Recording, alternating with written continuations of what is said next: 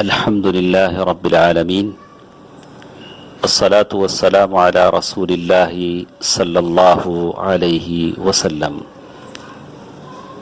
محترم حضرات و خواتین، اللہ تبارک و تعالی آپ اور مجھے تمام کو اللہ تبارک و تعالی عافیت میں رکھے، بلاؤں سے، مصیبتوں سے، بیماریوں سے حفاظت میں رکھے۔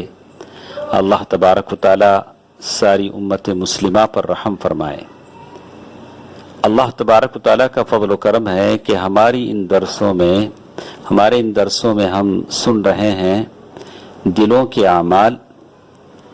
اس میں سب سے پہلی چیز جس کا ذکر ہم سن رہے ہیں اخلاص۔ آج کی اس درس میں ہم یہ جاننے کی کوشش کریں گے کہ اللہ کی کتاب قرآن اور سنت رسول صلی اللہ علیہ وسلم، ان دونوں چیزوں میں اخلاص کا ذکر کیسے بیان کیا گیا ہے۔ اللہ تبارک و تعالی نے قرآن مجید میں اخلاص کئی جگہ بیان فرمایا۔ سورۃ غافر آیت نمبر 65 جس میں اللہ نے کہا فَادْعُوهُ مُخْلِصِينَ لَهُ الدِّينَ۔ اس سے پہلے جو آیت ہے اسی سے ملا جلا وہ کلمہ ہے جس میں کہا کہ وہ زندہ ہے، وہ اللہ زندہ ہے جس کے سوا کوئی معبود نہیں، پس تم خالص اسی کی عبادت کرتے ہوئے اسے پکارو۔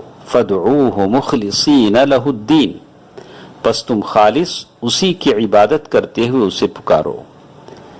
اگر ہماری قوم اس ایک آیت کو سمجھ لیتی تو ہرگز خبروں پر اپنی پیشانیاں نہ جھکاتی جن کے بارے میں کہا گیا کہ وہ اپنے قبروں میں ہیں، وہ نفع و نقصان کے مالک نہیں ہیں۔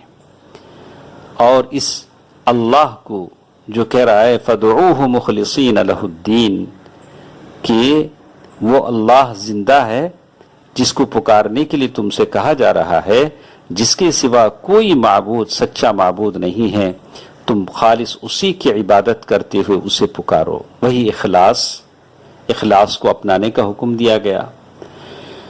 اور کبھی اللہ تبارک و تعالی دوسری آیتوں میں کہتے ہیں، سورۃ الزمر آیت نمبر 2 اور 3 فَاعْبُدِ اللَّهَ مُخْلِصًا لَهُ الدِّينَ أَلَا لِلَّهِ الدِّينُ الْخَالِصُ، أَلَا لِلَّهِ الدِّينُ الْخَالِصُ۔ اللہ تبارک و تعالی سورۃ الزمر آیت نمبر 2 اور 3 میں کہتے ہیں، اور آیت کا آغاز ایسے ہوتا ہے إِنَّا أَنزَلْنَا إِلَيْكَ الْكِتَابَ بِالْحَقِّ فَاعْبُدِ اللَّهَ مُخْلِصًا لَهُ الدِّينَ، یقیناً ہم نے اس کتاب کو آپ کی طرف حق کے ساتھ نازل فرمایا ہے، پس آپ اللہ ہی کی عبادت کریں اسی کے لیے دین کو خالص کرتے ہوئے۔ الا للہ الدین الخالص، پھر اللہ تعالیٰ نے آگے چل کر کہا خبردار اللہ تعالیٰ ہی کے لیے خالص عبادت کرنا ہے۔ اللہ تبارک و تعالیٰ کی عبادت میں کسی کی شراکت داری نہیں چلتی، یہی اخلاص کو اپنانے کا حکم دیا گیا ہے۔ اور کبھی اللہ تبارک و تعالیٰ نے سورۃ البینہ میں اس بات کی خبر دیا کہ اللہ تبارک و تعالیٰ نے اپنے بندوں کو اسی کا حکم دیا ہے، جیسے سورۃ البینہ آیت نمبر 5 میں اللہ نے کہا وَمَا أُمِرُوا إِلَّا لِيَعْبُدُوا اللَّهَ مُخْلِصِينَ لَهُ الدِّينَ، انہیں اس کے سوا کوئی حکم نہیں دیا گیا کہ صرف اللہ ہی کی عبادت کریں، اسی کے لیے دین کو خالص رکھیں۔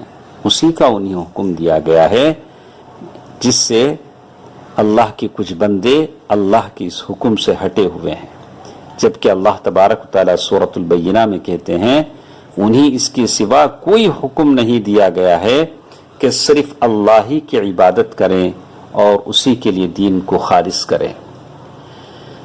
اور کبھی اللہ تبارک و تعالیٰ بتاتے ہیں کہ اللہ کی یہ سجی سجائی جنت جس کے بارے میں کہا وَأُزْلِفَتِ الْجَنَّةُ لِلْمُتَّقِينَ،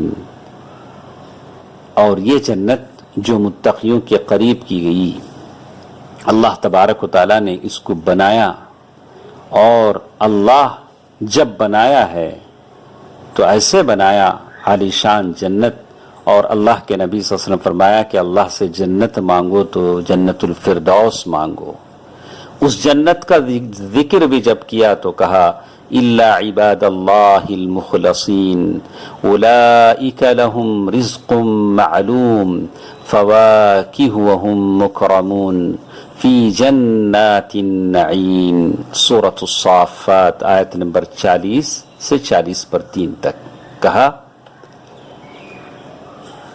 کہ یہ جنت جس کے بارے میں کہا کہ ان کے لیے اولئک لہم، جیسے اللہ تبارک و تعالیٰ نے کہا الا عباد اللہ المخلصین، یہ جو جنت ہے وہ جنت اللہ تعالیٰ کے خالص، اللہ تبارک و تعالیٰ سے ان بندوں کے لیے ہے جو چنندہ خالص بندے ہوں، ان بندوں کے لیے جنت ہے۔ الا عباد اللہ المخلصین اولئک لہم رزق معلوم، انہی کے لیے مقررہ روزی ہے، ان کے لیے وہاں کی جو جنت کی نعمتیں ہیں، جنت بڑی قیمتی ہے تو اس کو حاصل کرنے کے لیے بھی کوششیں کرنی پڑتی ہے۔ تو کہا اولئک لہم رزق معلوم فواکہ وہم مکرمون، اور یہ جو جنت ہے وہاں ہر طرح کے میوے ہیں، اور وہ باعزت و اکرام ہوں گے، نعمتوں والی جنت میں ہوں گے، فی جنات النعیم۔ اور کبھی آپ دیکھیں گے اخلاص کی بات بتاتے ہوئے ہمارے رب نے یہ بھی کہا کہ اگر شیطان کی برائی سے، اگر اس کی گمراہی سے اور اس کے پنجے سے اگر کوئی بچ سکتا ہے تو وہ مخلص ہی بچ سکتا ہے، اخلاص کو اپنانے والا ہی بچ سکتا ہے۔ اللہ تبارک و تعالیٰ نے سورۃ الصاد آیت نمبر 82 اور 83 جس میں اللہ نے کہا قال فبعزتك لأغوينهم اجمعین الا عبادك منهم المخلصین۔